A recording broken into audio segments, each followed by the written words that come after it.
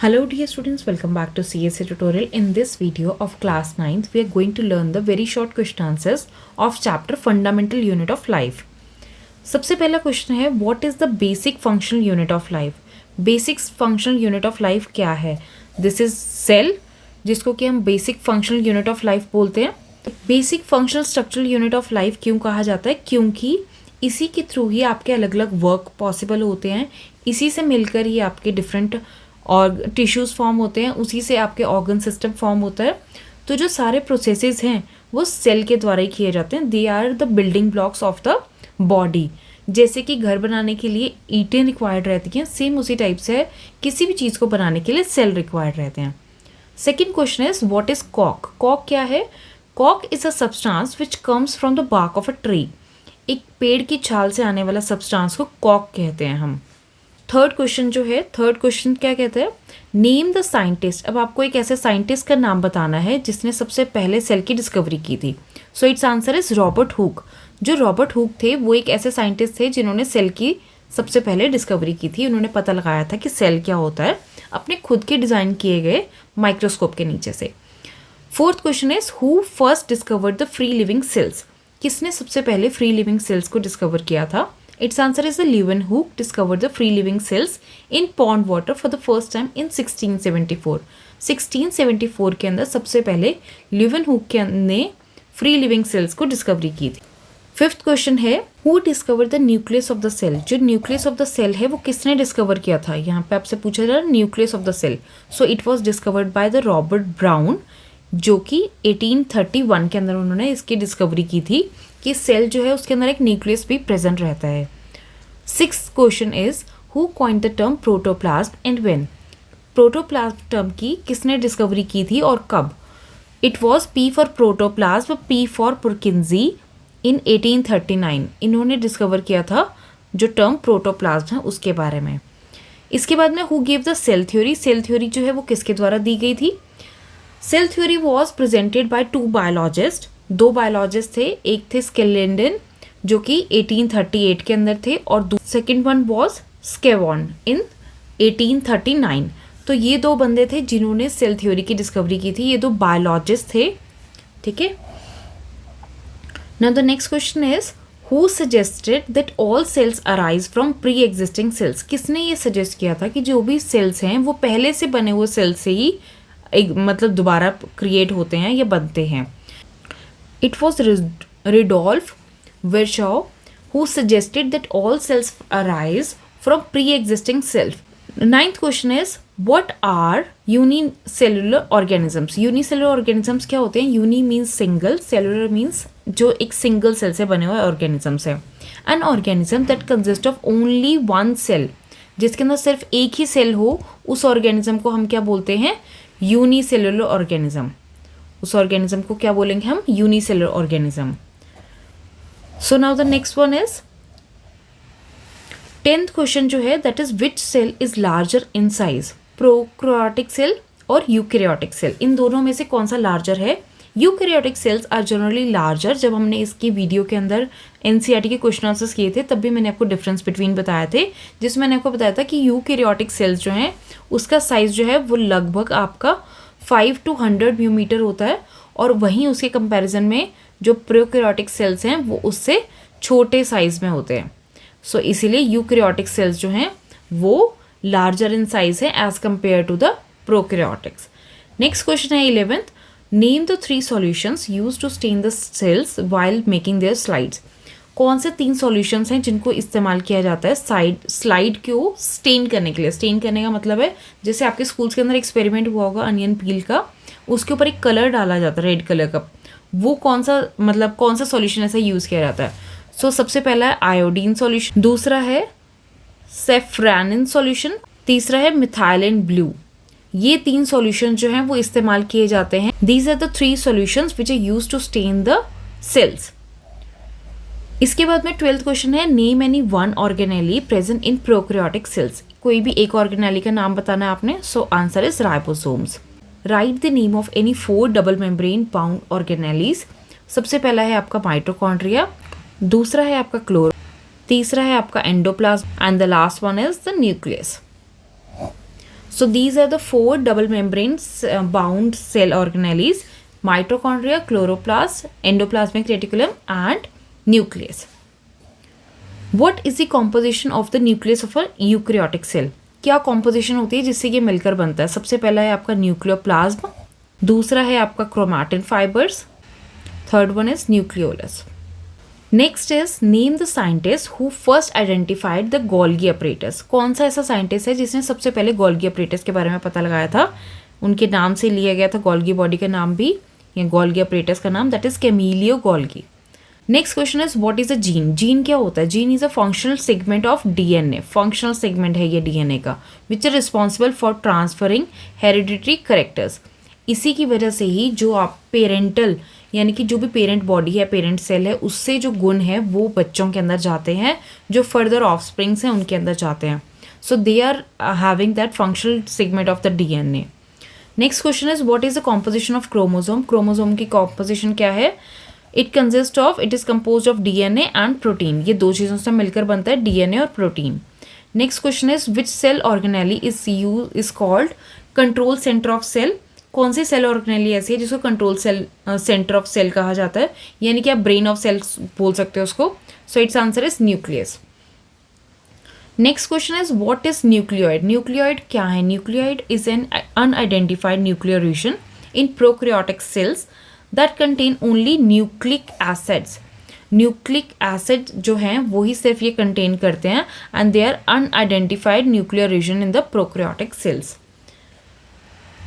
Next question is name the different type of endoplasmic reticulums. अलग अलग type के endoplasmic reticulums कौन कौन से हैं? देयर आर 2 डिफरेंट टाइप्स, जिसमें से कि एक है आपका रफ एंडोप्लाज्मिक रेटिकुलम, जिसको कि हम REB बोलते हैं, RER कहा जाता है इसको. और दूसरे वाला कौन सा है आपका? SER. SER का मतलब क्या है? Smooth endoplasmic reticulum. Second one is smooth endoplasmic reticulum.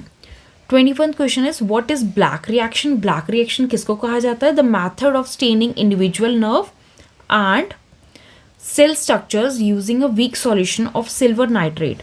एक ऐसा मैथड जिसके अंदर की एक इंडिविजुअल नर्व और सेल स्ट्रक्चर्स को एक वीक सॉल्यूशन जो कि सिल्वर नाइट्रेट का है, उससे उसको स्टेन किया जाता है, उसको हम बोलते हैं black reaction. Okay, so the next question is What does endoplasmic reticulum looks like? Endoplasmic reticulum जो है वो किसकी तरह दिखता है? It looks like a long tubules और round oblong bags. आप इसमें से कुछ भी लिख सकते हो, long tubules तक भी लिख सकते हो, ठीक है. आप चाहो तो उसके आगे round या पूरा भी लिख सकते हो answer. The next one is write any one function of smooth endoplasmic reticulum. Smooth endoplasmic reticulum का क्या काम है? It plays a crucial role in detoxifying many poisons and drugs. ये उनको डिटॉक्सीफाई करने के लिए इस्तेमाल होता है. 24th question is which cell organelle is known as the powerhouse of the cell. किसको कहा जाता है? Mitochondria. Mitochondria is known as the powerhouse of the cell. So now the next question is which chemical substance is called the energy currency. हमने powerhouse के बारे में पढ़ लिया, जैसे एक मनी होती है और एक सिक्के या आप कॉइन्स या जिसको आप यूज़ करते हो, सो वैसे ही यहाँ पे एनर्जी करेंसी के लिए पूछा गया है. सो वो क्या है आपका? एडिनोसिन ट्राइफॉस्फेट यानी कि ATP. एनर्जी करेंसी जब भी आपसे पूछा जाएगा इस चीज़ का ध्यान रखना, पावर हाउस बोला गया है तो it will be mitochondria, energy currency of the cell बोला गया तो it will be adenosine triphosphate. Next one is name the cell organelle which is known as suicidal bags of the cell. Which cell organelle is known as the suicidal bags of the cell. किसको कहा जाता है? It is lysosomes. क्योंकि इनको क्यों कहते हैं? अगर इनकी सेल जो सेल वॉल है, इनकी जो सेल मेम्ब्रेन है, अगर इनका सेल रप्चर होता है, जो हमारा जिस सेल के अंदर ये प्रेजेंट है, अगर वो सेल की वॉल रप्चर होती है, कुछ भी उसको नुकसान होता है, तो इसकी वजह से इसके अंदर जो डाइजेस्टिव एंजाइम्स हैं वो इसको खुद ही खा लेंगे, क्योंकि वो इसको खुद ही डाइजेस्ट कर जाएंगे. तो इसी वजह से इनको suicidal bags of the cell भी कहा जाता है. वो पूरे सेल को खुद ही ख़त्म कर देंगे. Next 24th question is name any one cell organelle other than the nucleus that has own DNA and ribosomes. अब आपको क्या बताना है कि एक ऐसा बताना है आपको सेल ऑर्गेनेली जिसके अंदर उसका अपना DNA भी है और राइबोसोम्स भी है. अब ऐसी कौन सी है आपकी? Mitochondria. Next 28th question is name the different types of plastids. आपको अलग अलग प्लास्टिड्स जो हैं वो कौन कौन से टाइप के हैं उनके बारे में बताना है. There are 2 different type of plastids. There are two different type of plastids. One is the chromoplast. Chromoplast कौन से हैं? जो कि कलर्ड वाले प्लास्टिड्स हैं. और ल्यूकोप्लास्ट दूसरे कौन से हैं? ल्यूकोप्लास्ट. ल्यूकोप्लास्ट कौन से हैं? जो कि वाइट और कलरलेस प्लास्टिड्स हैं. Now the next question is what special name is given to the chromoplast containing the pigment chlorophyll. कौन सा स्पेशल नाम दिया जाता है उसको नाम दिया जाता है क्लोरोप्लास्ट. क्रोमोप्लास्ट के अंदर जो एक ऐसी पिगमेंट है क्लोरोफिल को कैरी कर रही है, क्योंकि यहीं से लिया गया क्लोरो और यहाँ से लिया गया आपका प्लास्ट, सो उससे बन गया आपका chloroplast. Next question is what are vacuoles. Vacuoles क्या होते हैं? They are storage sacs for solid और लिक्विड कंटेंट. सेल के अंदर जो भी सॉलिड या लिक्विड कंटेंट होता है उसको स्टोर करके रखने का काम करते हैं, उनको हम वैक्यूल्स बोलते हैं. Next question is 31st question is name the substance from which the cell wall of the plant is made up of. किससे बनती है प्लांट की जो सेल वॉल होती है? प्लांट की सेल वॉल जो बनती है that is from cellulose. Next question is where are strong and powerful digestive enzymes present in lysosomes are manufactured. जो लाइजोसोम के अंदर स्ट्रॉन्ग और पावरफुल डाइजेस्टिव एंजाइम्स हैं वो बनते कहाँ से हैं, कहाँ पे मैन्युफैक्चर होती है उसकी? So that manufacturing is happening in endoplasmic reticulum. वो मैन्युफैक्चरिंग जो है that is from endoplasmic reticulum. Next question is name any two organelle that are found in plant cells but not in animal cells. आपको ऐसे दो cell organelles के नाम बताने हैं. एक होती है cell wall and second one is plastids. Organelles हैं जो कि प्लांट्स के अंदर तो प्रेजेंट रहती हैं बट ये एनिमल्स के अंदर प्रेजेंट नहीं होती हैं. So the next question is what is cell division. Cell division क्या है? Cell division is a process जिसके द्वारा जो है न्यू सेल्स फॉर्म होते हैं, उसको हम क्या बोलते हैं? Cell division.